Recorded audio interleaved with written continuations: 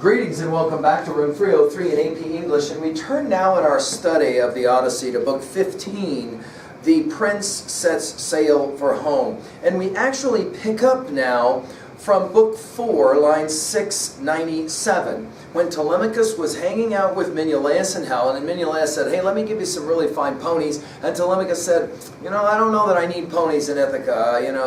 Why don't you give me something else? I really can't use them. We also will remember that in that scene, just preceding to that, Helen doped all the men that were there, her husband Menelaus, Telemachus, as well as Pisistratus, the son of Nestor.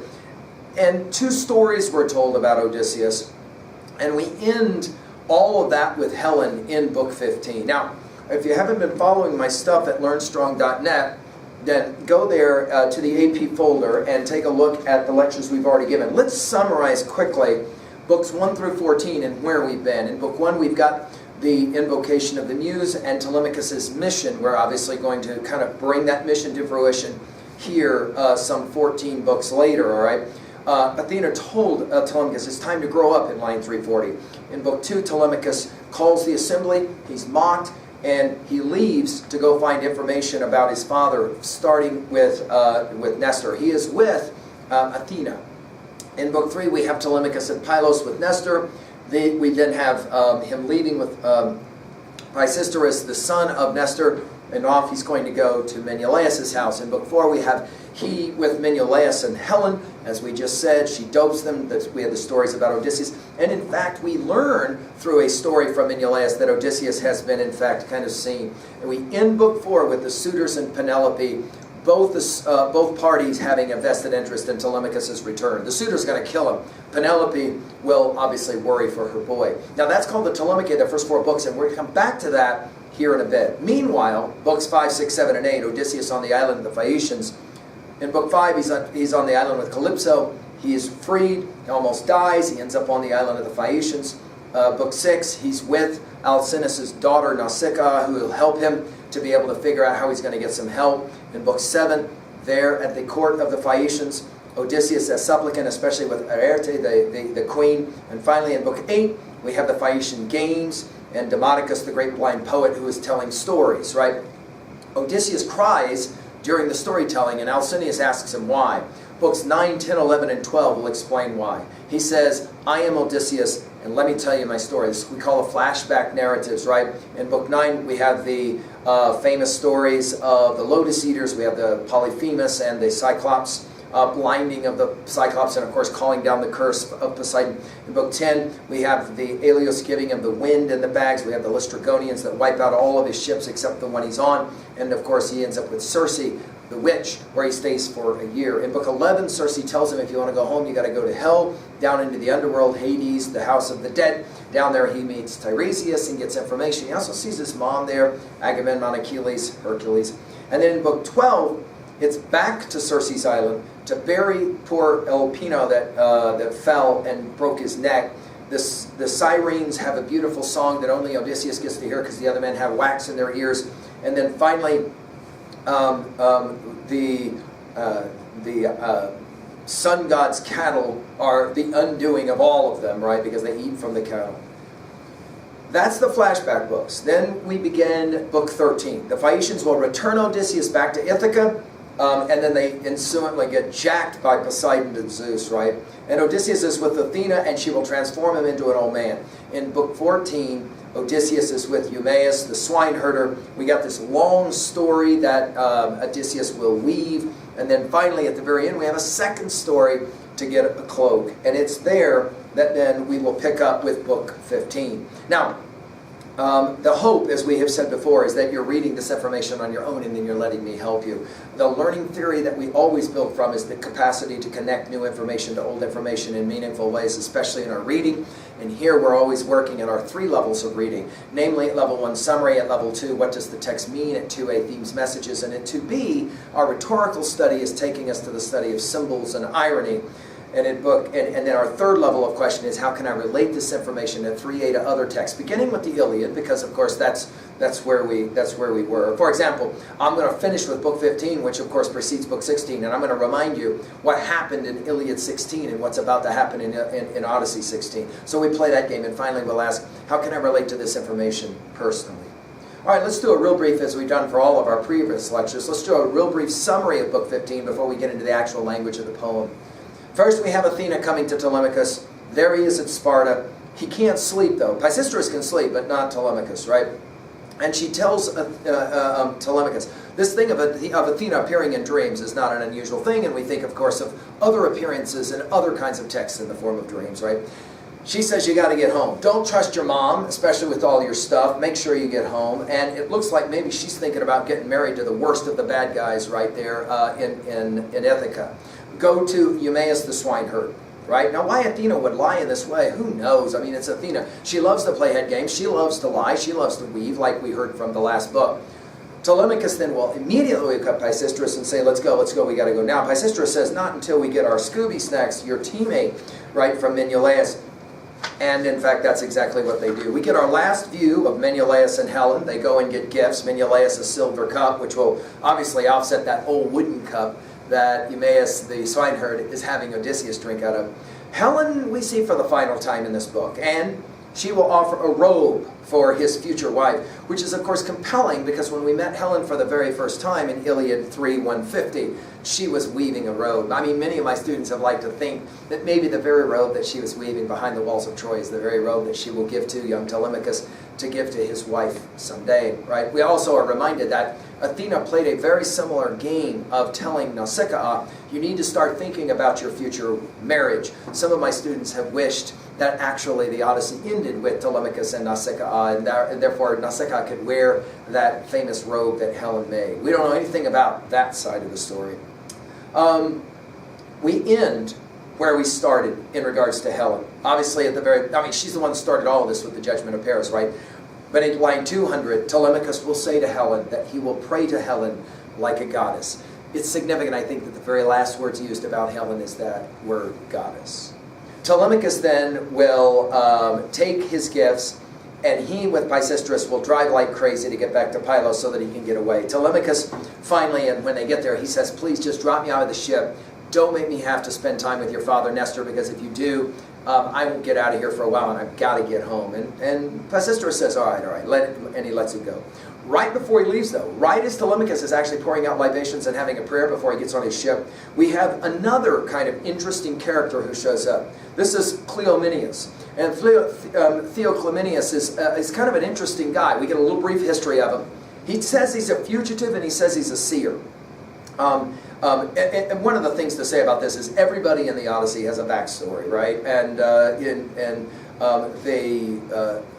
they decide, okay, Telemachus decides, okay, I'll let you sail with us. One of the things we should say about this, though, is that we know what's coming at some point. Odysseus and Telemachus are going to be reunited.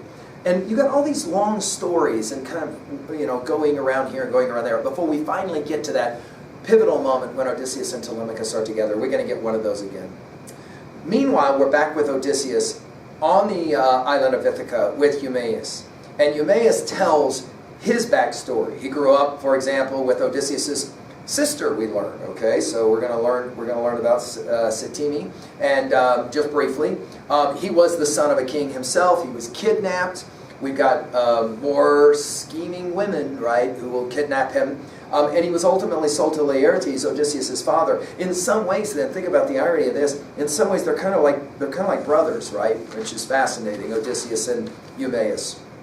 Finally, Telemachus lands. He shows Theoclymenus Xenia by giving orders to Pyrrhus that Pyrrhus will take care of him. And then, like Eumaeus, Telemachus says, to him, don't go to the palace, right? Telling Theoclymenus, don't go to the palace, it's a dangerous place.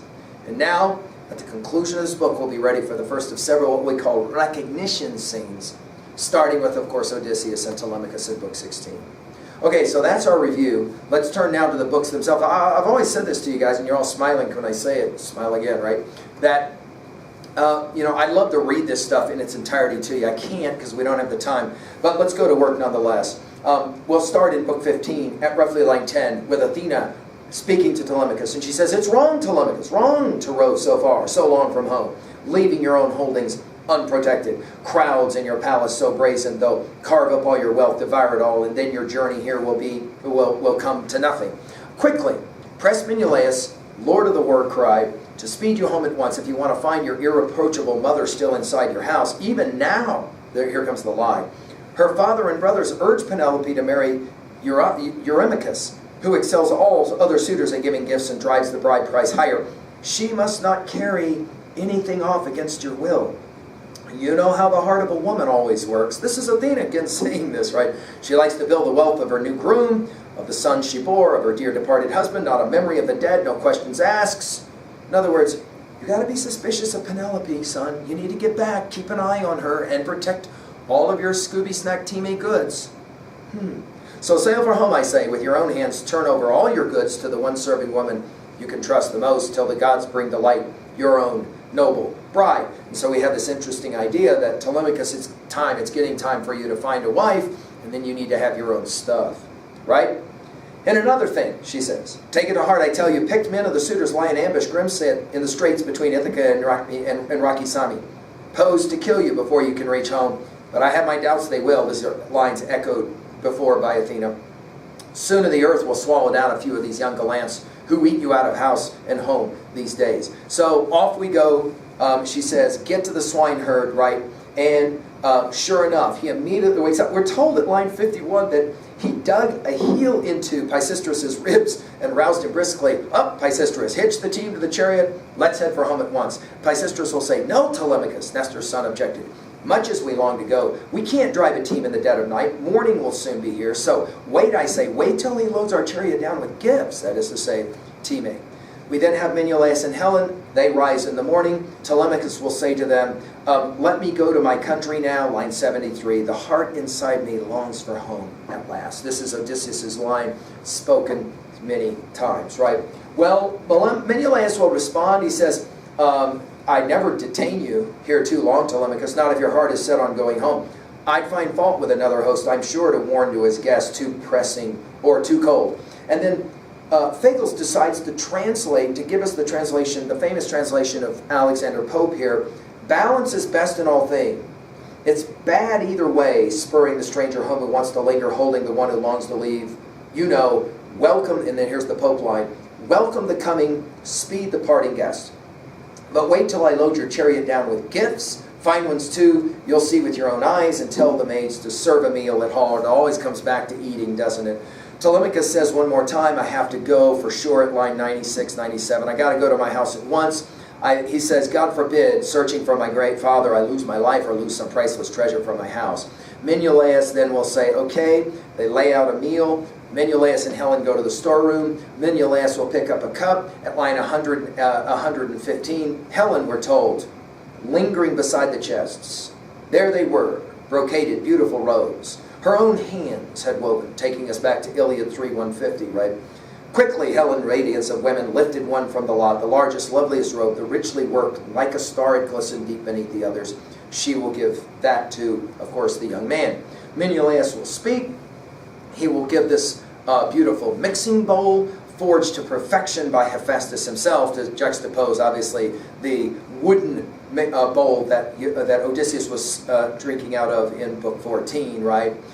He gives a little comment about where it came from. Finally, we get the last words at 135 of Helen. Her cheeks flushed with beauty, moved beside him, holding the robe in her arms, and offered warmly, "Here, dear boy, I too have a gift to give you, a keepsake of Helen. I wove it with my hands for your own bride to wear when the blissful day of marriage dawns. Until then, let it rest in your mother's room.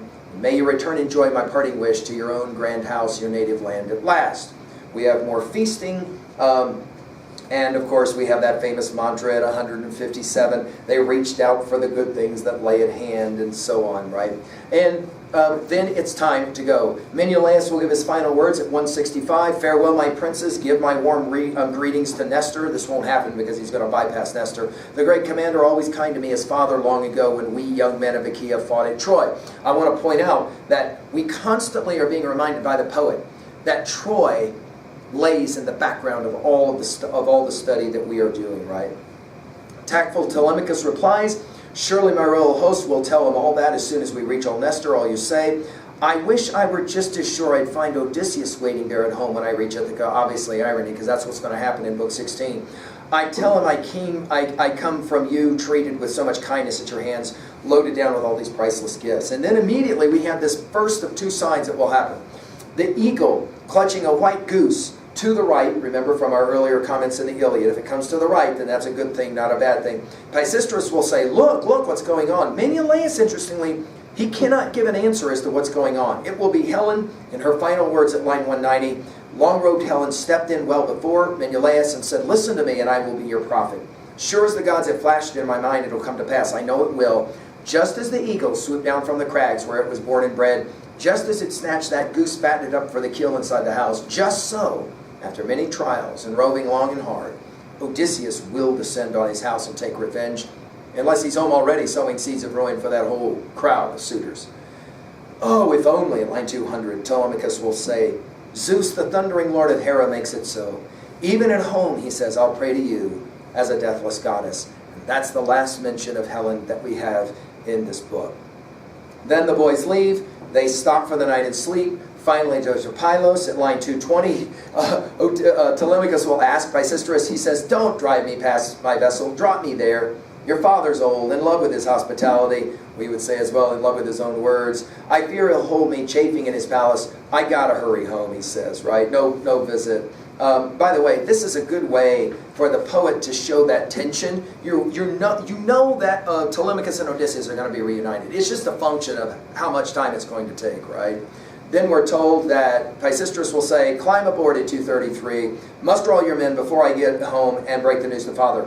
With that man's overbearing spirit, talking about his father Nestor, I know it all too well. He'll never let you go. He'll come down here and summon you himself. He won't return without you, believe me. In any case, he'll fly into a rage. In other words, I know he's going to be mad. The point here being that Nestor wants to show proper Xenia to his host, to his guest in Telemachus. But Telemachus has got to get home. We then have this very interesting aside at 2:45 with Theoclymenus. And what's going on with Theoclymenus? Well, he's a fugitive seer. He has a very interesting story about where he comes from. Part of the story is that there was some pain caused by this woman, the daughter of Pyrrho, Neleus' daughter, Pyrrho. You got an interesting kind of sidebar story that's going on here. I've had students that ask me, what's up with these silly stories? And I think there's two answers. One is the poet is building tension, keeping us a little bit more suspenseful and come on, let's get to this thing of Telemachus and Odysseus. I think the other thing is more profound.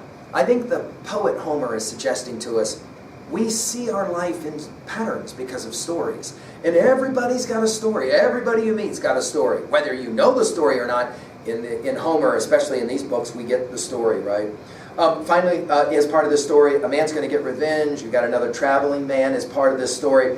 Finally, Theoclymenus will come to it and he will say, I need your help. And he says it, I beg you, at line 290, by the rites they're pouring out libations to lead, and the God you pray to, then by your own life and the lives of all the men who travel with you, tell me truly, don't hold back, who are you? The mantra of the Odyssey, right? Who are you? Where are you from? Your city, your parents. Telemachus will say, I'll tell you everything clearly as I can. Ithaca is my country. Odysseus is my father. And then he pauses at line 297. And it's one of the more remarkable lines of the Odyssey. He says, there was a man, talking about Odysseus, there was a man, or was he all a dream? It's a compelling line, right? I mean, think about all the sleeping that's gone on in the Odyssey, right? Think about all the dreaming that's gone on in the Odyssey. And yet, Telemachus is not sure. He's like, I don't know about my dad. I mean, he's setting up everything that's going to happen in Book 16 when they do finally meet. I mean, think about it. You've heard all your life these stories about this amazing man and you've never actually met him. Was he a dream? Right? Then the godlike seer Theoclymenus replied, just like you, I too have left my land. I, because I killed a man of my own tribe. The exact same story that Odysseus, ironically, will have told Eumaeus just in the last book, right? He who has many brothers in Kin and Argos, stallion land, who rule the plains and forests, fleeing death at their hands, a dismal fate. I'm a fugitive now, doomed to wander, right? Because of Odysseus's stories, Think about this. Because of Odysseus' stories, especially that last one that he made to Eumaeus, and he made it all up, it makes the reader begin to wonder and be skeptical about any story that we hear. I'm a fugitive now, doomed to wander across this mortal world, so take me aboard. Hear a fugitive's prayer. Don't let them kill me. They're after me. Well, I know. So desperate, thoughtful Telemachus exclaimed. How could I drive you from my ship? Come, sail with us.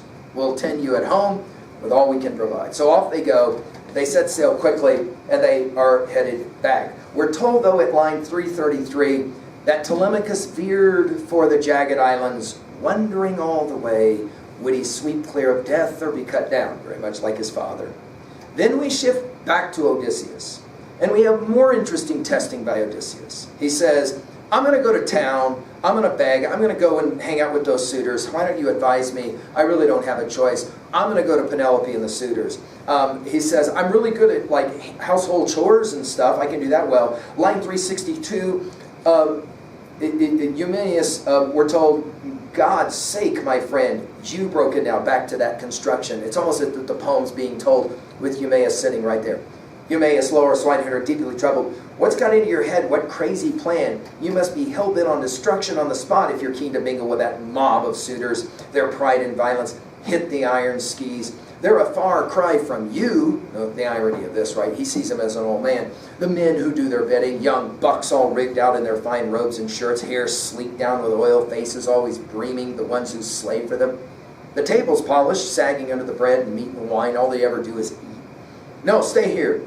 No one finds you a burden, surely not I, nor any comrade here. You wait till Odysseus' dear son comes back. We're setting up, obviously, again, this tension of Book 16. The boy will deck you out in a cloak and shirt and send you off wherever your heart desires. If only, Eumaeus, the worn-out exile, said, you were as dear to Father Zeus as you are to me. He has said this several times to him. You who stop my pain, my endless homesick roving, tramping about the world. And then he says that there's nothing worse for a man. So this is a giveaway that Odysseus has for a second fallen out of character. The true Odysseus doesn't like travel. The Odysseus that is the pretender Odysseus of the last book, he loves travel. That's the Odysseus that Ulysses will build, that Tennyson